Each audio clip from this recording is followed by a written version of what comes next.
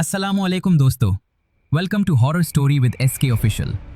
आज की कहानी अक्सर हम सिर्फ सुनने के लिए सुनते हैं, लेकिन कुछ कहानियां कुछ मैंने चुन लेती हैं। ये कहानी भी ऐसी ही है। ये किसी फिल्म का स्क्रिप्ट नहीं, ये उन चंद लम्हों की दास्तान है जब चार नौजवानों ने एक नाम को मजाक में लिया और फिर वो नाम उनकी जिंदगी का आखिरी सच बन गया। तो चलिए चलते हैं कहानी की तरफ। कराची के एक पुराने इलाके में, जहां वक्त जैसे रुक सा गया था, एक खस्ता हाल हवेली खामोशी से खड़ी थी। दिन के वक्त यह सिर्फ एक पुरानी इमारत लगती, मगर रात होते ही उसके इर्द गिर्द की फजा बदल जाती। गली के कुत्ते भौंकना छोड़ देते, हवा में अजीब सी भारीपन आ जाता और लोग बिला वजह दिल में खौफ महसूस करते। मोहल्ले के बुजुर्ग कहते थे कि इस हवेली में लगा आईना आम नहीं। वो आईना सिर्फ चेहरे नहीं दिखाता, वो इंसान के अंदर छुपे खौफ को बाहर ले आता है। बरसों पहले किसी औरत की रूह उस आईने में कैद हो गई थी और तब से वो सिर्फ बुलाए जाने का इंतजार कर रही थी। साद, हरा और जैनब यूनिवर्सिटी के करीबी दोस्त थे। वो अक्सर रात गए हॉस्टल की छत पर बैठकर जिंदगी, मुस्तकबिल और फजूल बातों पर बहस किया करते थे। इस रात भी सब कुछ मामूल के मुताबिक था। हंसी, मोबाइल फोन और चाय के कप। बातों बातों में साद ने हंसते हुए ब्लडी मेरी का जिक्र किया। उसने कहा कि लोग आज भी इन पुरानी कहानियों से डरते हैं।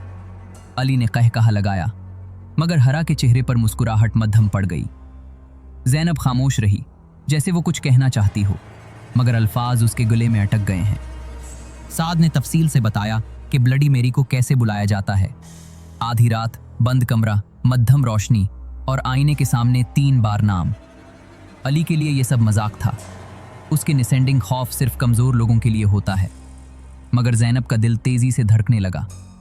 उसने आहिस्ता से कहा कि कुछ कहानियां सिर्फ कहानियां नहीं होती। साद ने बात काट दी और हंसते हुए कहा कि अगर ब्लडी मेरी वाकई है तो क्यों ना आजमा लिया जाए। कुछ लम्हों की खामोशी के बाद अली ने फैसला सुना दिया। वो हवेली जाएंगे, बस एक बार।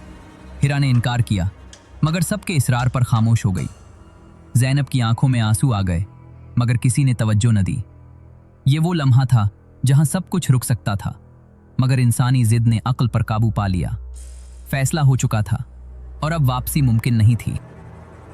रात के 11 बजे वो हवेली की तरफ रवाना हुए। सड़कें गैर मामूली तौर पर खाली थीं, दुकानें बंद, स्ट्रीट लाइट्स टिमटमा रही थीं और हवा में अजीब सी नमी थी। जैनब को बार बार ऐसा लग रहा था जैसे कोई उन्हें देख रहा हो। हिरा ने अली का हाथ मजबूती से पकड़ रखा था, जबकि साद की आवाज़ अब पहले जैसी पुरएतमाद नहीं रही थी। हवेली के दरवाजे के सामने खड़े होकर सब रुक गए। दरवाज़ा जंगालूद था, जैसे बरसों से किसी ने उसे छुआ न हो। अली ने दरवाज़ा धकेला तो चरचराहट ने खामोशी चीर दी। अंदर दाखिल होते ही बोसीदापन और नमी की बदबू ने सबको घेर लिया। दीवारों पर लगी पुरानी तस्वीरें जैसे उन पर नजरें जमाए बैठी हों। ये जगह जिंदा नहीं थी, मगर मुर्दा भी नहीं लग रही थी। हवेली के अंदर गहराई में एक कमरा था जो बाकी कमरों से ज्यादा खामोश और ठंडा महसूस हो रहा था। जब वो चारों इस कमरे दाखिल हुए तो ऐसा लगा जैसे हवा ने सांस लेना छोड़ दिया हो। दीवार के साथ लगा वो पुराना आईना जिसका जिक्र बरसों से सुना जा रहा था, अब उनके सामने था। आईने की सतह धुंधली थी, जैसे उसने वक्त को अपने अंदर कैद कर रखा हो। हिरा ने जैसे ही आईने में खुद को देखा, उसके दिल में अजीब सा खौफ उतर आया। उसे यूं महसूस हुआ जैसे आईना उसका अक्स नहीं, बल्कि उसके अंदर की कमजोरी को देख रहा हो। जैनब ने नजरें झुका ली। वो जानती थी कि अब बहुत देर हो चुकी है। अली ने चंद लम्हे खामोशी इख्तियार की, जैसे खुद को यकीन दिला रहा हो कि वो डर नहीं रहा। फिर उसने गहरी सांस ली और आहिस्ता मगर वाज़ेह आवाज में पहला नाम लिया। जैसे ही आवाज फजा में गूंजी, मोमबत्ती की लो कांपने लगी। हुआ भारी हो गई और कमरे का दर्जा हरारत यकदम कम महसूस होने लगा, मगर कुछ जाहिर न हुआ। साद ने हंसते हुए कहा कि देखा, कुछ भी नहीं हुआ। मगर जैनब जानती थी ये सिर्फ शुरुआत है। साद ने अब खुद को साबित करने के लिए दूसरा नाम लिया। इस बार आवाज में हंसी नहीं थी, बल्कि एक अनजाना खौफ छुपा हुआ था। नाम लेते ही आईने की सतह पर बारीक सी दरार उभरी, जैसे शीशा अंदर से दबाव बर्दाश्त न कर पा रहा हो। हिरा के जिस्म में कपकपी दौड़ गई। जैनब ने पीछे हटने की कोशिश की, मगर उसके कदम जैसे जमीन में धंस गए हों। अब कमरे में खामोशी नहीं थी, बल्कि एक दबी हुई सरगोशी सुनाई दे रही थी। नाम लेते वक्त अली की आवाज कांप रही थी। जैसे ही नाम मुकम्मल हुआ, कमरे की तमाम रोशनी अचानक गायब हो गई। एक ठंडी गैर इंसानी चीख फजा में फैल गई। आईने में धुंध उभरने लगी और उस धुंध के पीछे एक औरत का चेहरा नमूदार हुआ। आंखें खाली, चेहरा बेजान और होंठ हिल रहे थे, जैसे वो बरसों से बोलने की मुंतजिर हो। सबके जिस्म जैसे सन हो गए थे। कोई चीख नहीं सका, कोई भाग नहीं सका। अचानक दिल दहला देने वाली चीख मारी और जमीन पर गिर पड़ी। उसकी आंखें खुली थीं, मगर वो किसी और चीज को देख रही थी। अली ने उसे उठाने की कोशिश की, मगर उसका जिस्म बर्फ की तरह सर्द था। आईने से सरगोशियां अब साफ सुनाई दे रही थीं, जैसे कोई बदला मांग रहा हो। साद का हुरूर अब खौफ में बदल चुका था और जैनब मुसलसल रोते हुए माफी मांग रही थी। जैनब ने टूटती हुई आवाज में वो सच बताया जो वो बरसों से जानती थी। बल्डी मेरी एक आम औरत थी, जिस पर जुल्म हुआ, जिसे जिंदा दन कर दिया गया और जिसकी रूह को उसी आईने में कैद कर दिया गया। इसकी रूह सिर्फ उसी वक्त जाहिर होती है जब कोई उसे खुद बुलाता है, और वो कभी खाली हाथ वापस नहीं जाती। ये सुनते ही अली और साद को एहसास हुआ कि ये सिर्फ एक खेल नहीं था, ये एक मुआहिदा था जिसे उन्होंने खुद कबूल किया था। आईने के अंदर अब वो चेहरा वाज़े हो चुका था।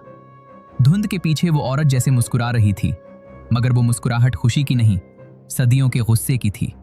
अचानक कमरे में एक भारी आवाज गूंजी, ऐसी आवाज जो कानों से नहीं बल्कि सीधा दिल में उतरती थी। आवाज ने कहा कि अब मुआहिदा मुकम्मल होने वाला है, मगर उसके लिए एक को यहीं रहना होगा। कमरे में ऐसी खामोशी छा गई कि सब एक दूसरे की सांसों की आवाज सुन सकते थे। कोई कुछ बोल नहीं पा रहा था।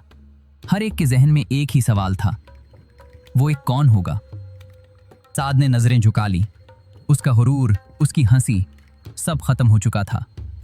जैनब दीवार के साथ बैठ गई, हाथ जोड़कर मुसलसल माफी मांग रही थी। हिरा अभी तक बेहोश थी, जैसे वो इस दुनिया में मौजूद ही न हो। अली सबको देख रहा था, हर खौफजदा चेहरा, हर कांपता हुआ जिस्म। इसी लम्हे उसे एहसास हुआ कि ये सब उसकी जिद की वजह से हुआ। अगर वो शर्त न मानता, अगर वो सबको ना उकसाता, तो शायद ये रात आम रात होती। अली आहिस्ता आहिस्ता आईने की तरफ बढ़ा।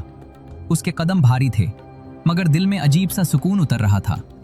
उसने पलटकर आखिरी बार साद और जैनब को देखा और धीमी आवाज में कहा कि वो लोग यहां से निकल जाएं।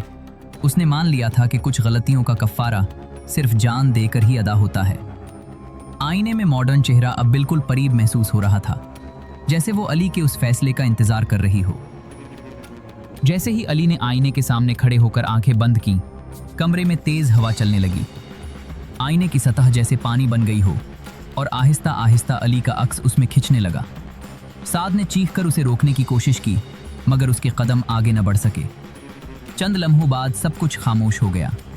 आईना साफ हो चुका था और अली वहां मौजूद नहीं था। दरवाजा खुद ब खुद खुल गया, जैसे हवेली ने अपना वादा पूरा कर लिया हो। साद और जैनब ने हिरा को उठाया और बगैर पीछे देखे भाग निकले। गली में कदम रखते ही हवा मामूल पर आ गई। आवाजें वापस आ गईं, मगर उनके दिलों में बसने वाला खौफ कभी वापस न गया।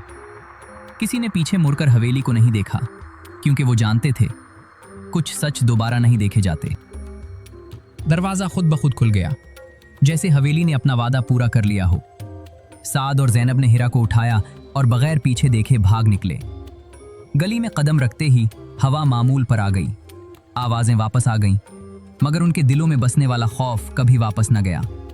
किसी ने पीछे मुड़कर हवेली को नहीं देखा, क्योंकि वो जानते थे कुछ सच दोबारा नहीं देखे जाते। उम्मीद करता हूं दोस्तों आज की कहानी आपको पसंद आई होगी। वीडियो को लाइक करें और शेयर करें। अगर आपके पास भी ऐसी कोई सच्ची कहानी हो तो आप उसे कमेंट में जरूर शेयर करें। हो सकता है आने वाले वीडियोस में आपकी कहानी को भी शामिल किया जाए। अगर आपने अभी तक हमारे चैनल को सब्सक्राइब नहीं किया तो जल्दी से सब्सक्राइब करें और बेल आइकन को भी दबाएं, ताकि आपको ऐसी ही सच्ची और डरावनी कहानी वक्त पर मिलती रहे। इसी के साथ मुझे दीजिए इजाजत। मिलते हैं फिर अगले वीडियो में, तब तक के लिए अल्लाह हाफिज।